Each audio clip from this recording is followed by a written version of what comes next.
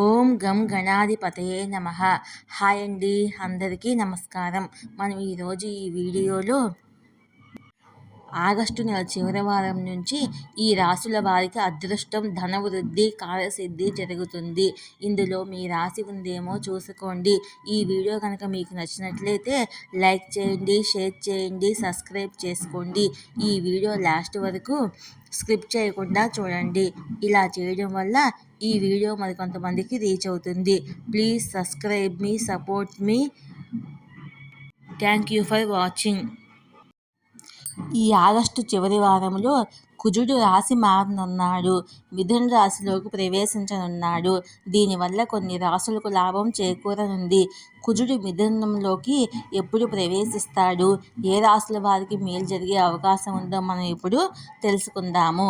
జ్యోతిష్ శాస్త్రం ప్రకారము గ్రహాల సంచారం రాశులపై ప్రభావాన్ని చూపుతుంది.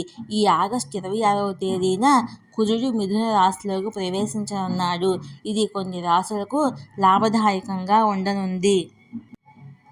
పంచాంగం ప్రకారము ప్రస్తుతం వృషభ రాశిలో సంచరిస్తున్న కుజుడు ఆగస్టు 26వ తేదీన మిథున రాశిలోకి ప్రవేశిస్తాడు.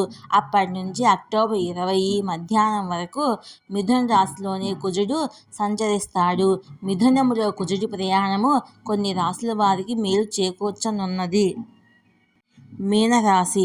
మిథునంలో కుజుడి సంచారము మీనరాశి వారికి అదృష్టంగా ఉంటుంది. ఈ కాలంలో వీరికి భారీగా లాభాలు చేకూరే అవకాశం ఉంటుంది. ఇల్లు, కారు లాంటివి కొనుగోలు చేయవచ్చు. కార్యాలయంలో ప్రశంసలు దక్కుతాయి.